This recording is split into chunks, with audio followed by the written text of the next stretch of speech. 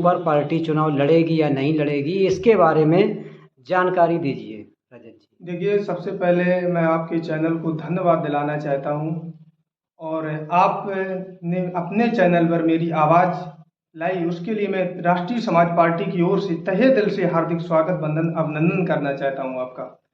देखिए, राष्ट्रीय समाज पार्टी, इसके नाम से ही अगर हम जानकारी लें तो इसमें काफ़ी सारे शब्द हैं, काफ़ी सारी जानकारी है, जिसकी अगर हम जानें, राष्ट्रीय समाज पार्टी, राष्ट्रीय समाज पार्टी, राष्ट्र में जो समाज रहता है उस समाज की पार्टी ये राष्ट्रीय समाज पार्टी है। आज इस देश में कुछ चुनिंदा लोगों की राजनीति चल रही है।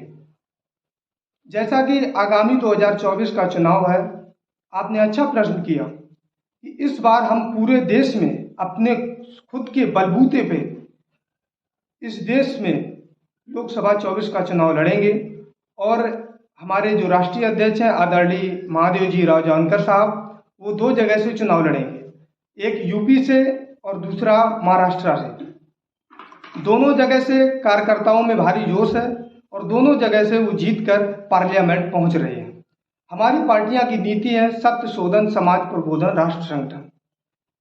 ये हमारी पार्टी की आइडियोलॉजी है और राष्ट्र ही देव, राष्ट्र ही जाति, राष्ट्र बने बलसारी, यह भाषा सूत्र हमारा इस ध्येय को लेकर और इस त्रिपिटक पर राष्ट्रीय समाज पार्टी काम कर रही है। महात्मा ज्योतिबा फुले, बाबा साहब अम्बेडकर, विवेकानंद, पेरियार, इन सब की आइडियोलॉजी को लेकर हमारे राष्ट्रीय अध्यक्ष एवं राष्ट्रीय समाज पार्टी हर घर में, हर गांव में, गली में, पूरे देश में बढ़ रही है। आपको बताना चाहता हूं मैं, आज राष्ट्रीय समाज पार्टी 2003 में राष्ट्रीय समाज पार्टी की चौंडी अहमदनगर में स्थापना हुई थी।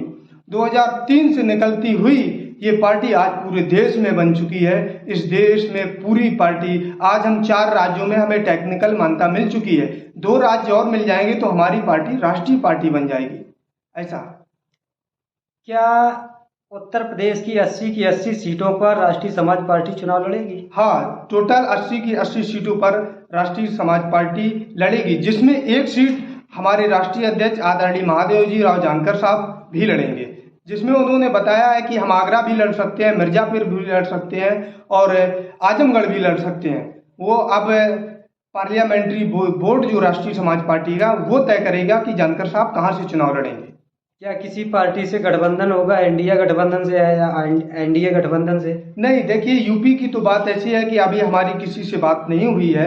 अगर उनको, जानकर साहब का कहना, अगर उनको मेरी ज़रूरत है तो मेरे पास में आए, हम उनके पास में नहीं जाएंगे।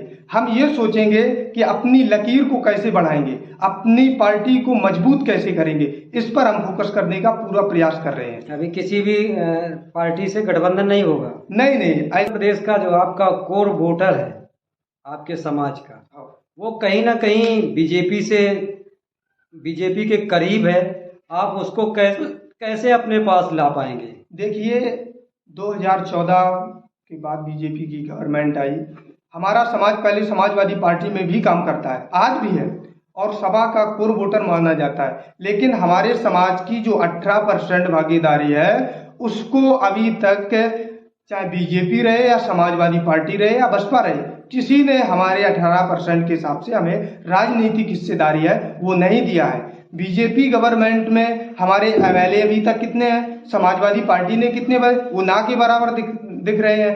तो ये हमारे समाज ने सोचना चाहिए कि कौन पार्टी, देखिए, जिसका दल होता है उसका बल होता है, जिस समाज का दल होता है उस समाज का बल होता है। तुम्हारा दल ना होने के कारण तुम बेदखल हो, आज तुमको कोई नहीं पूछ रहा है। अगर सभी समाज के दल बन जाएंगे तो वोट विभाजन नहीं हो जाएगा? नहीं, देखिए, फिर इतनी बड़ी ताकतवर पार्टी बीजेपी से कैसे टकरा पाएंगे? देखिए, ऐसा है कि समाजवादी पार्टी रहे या आज केंद्र में सत्ता में भारतीय जनता पार्टी है, उसका सिर्फ मुद्दा है कि हिंदू मुद्दा को लेकर वो लोगों के बीच में जा रहे हैं। उनके पास जो मुख्य धारा की मुद्दा है वो नहीं है उनके पास में। और हमारी पार्टी का जो उद्देश्य है, वो जो शोषित, वंचित, उपेक्षित लोग हैं उपेक्षित लोगों को अपेक्षित जगह पे बिठाने के लिए राष्ट्रीय समाज पार्टी काम कर रही है। आज इस देश में सिर्फ 10% लोगों की ही राजनीति चल रही है, बाकी 90% लोग शोषित हैं। मैं आपको धन्यवाद दिलाना चाहता हूं, जो मुख्य धारा की मीडिया है वो ऐसे मुद्दों से बचकर निकल रही है, और आप जैसे पत्रकार और हम जैसे युवा जब साथ निकल के आएंगे, निश्चित ही इस देश में परिवर्तन होना शुरू हो जाएगा। आपकी पार्टी किन अहम मुद्दों पर चुनाव लड़ेगी? 24 का चुनाव, क्या आपके लिए अहम जो मुद्दे हैं इस समय वर्तमान में युवाओं के लिए, किसानों के लिए, मजदूरों के लिए, क्या आइडियोलॉजी है, कुछ बताएंगे? देखिए, अभी जो बीजेपी और सपा और बसपा ने जो काम नहीं किया है, जो इन्होंने वादे किए, उन वादों को पूरा करेंगे। और मेरा प्रमुख मुद्दा है कि हम वोटर्स पेंशन लागू करेंगे।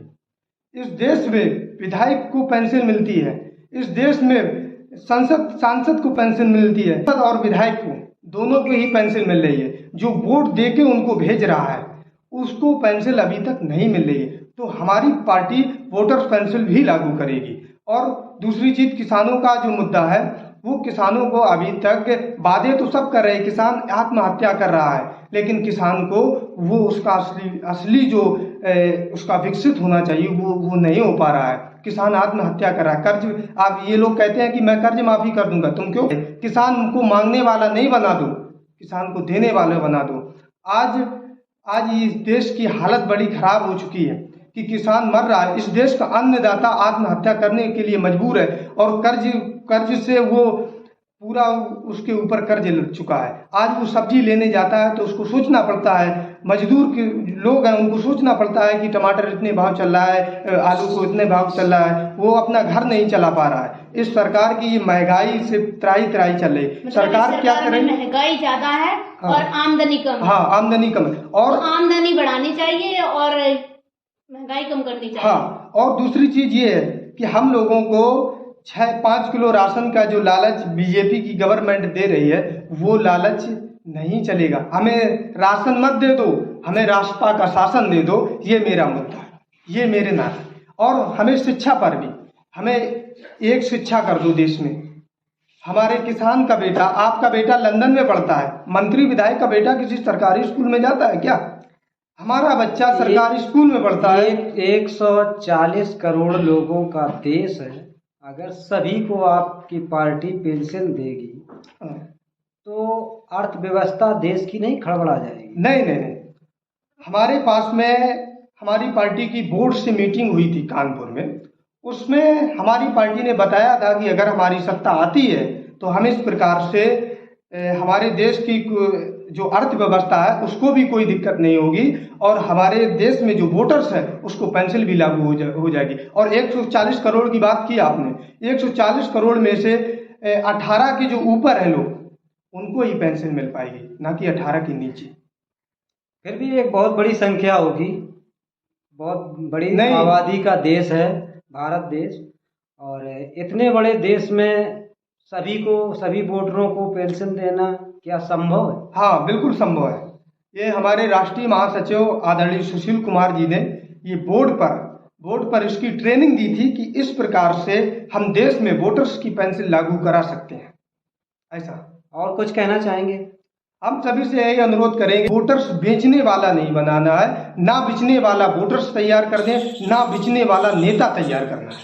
ऐसा आप जो शिक्षा के लिए एग्जाम बात कर रहे हैं, हमारे युवा भाई हैं, हमारे पढ़े लिखे भाई हैं, उनके बारे में क्या कहना चाहेंगे? जो बेरोजगार बना दिए गए हैं, जॉब के बारे में क्या करना चाहेंगे? बीजेपी ने तो जॉब खत्म कर दी है। हाँ, अभी हम सुन रहे थे नरेंद्र मोदी जी को, तो वो कह रहे थे कि एक मीडिया से इंटरव्यू दे रहे थे। मैं सुन रहा था कि आपके अगर इस हॉल के बाहर में एक बच्चा अगर पकौड़ी की दुकान लगा दे तो 500 रुपए का आदमी हो जाए। तो सबको पकौड़ी बेचने? नहीं, आप बात सुनिए पूरी। उससे हमारा भला नहीं होगा। देश को नौकरी चाहिए, देश को नौकरी देने। आज यूपी की हालत देख लीजिए आप, हमारे यहाँ का बच्चा दिल्ली और बम्बई में और इधर चेन्नई में जा रहा है, तो यूपी में हमारे क्या है? यूपी का बच्चा वहाँ जा रहा है, और पढ़ा लिखा बेरोजगार बच्चा आज गांव में घूम रहा है, गाय भैंस चरा रहा है। क्या उसकी शिक्षा यही है? आप जो खुले आवारा पशु ढिले हुए हैं, किसानों के बारे में क्या कहना चाहेंगे? देखिए, अभी मैंने बताया किसान की हालत तो बहुत खराब है इस देश में। मैं जिस गांव से आता हूं उस गांव में हमारे गांव के लोग, सर्दी का टाइम होता है, 12-12 बजे रात तक वो अपने खेतों पर रहते हैं, और जो नेता और मंत्री लोग होते हैं वो अपने अपने आवास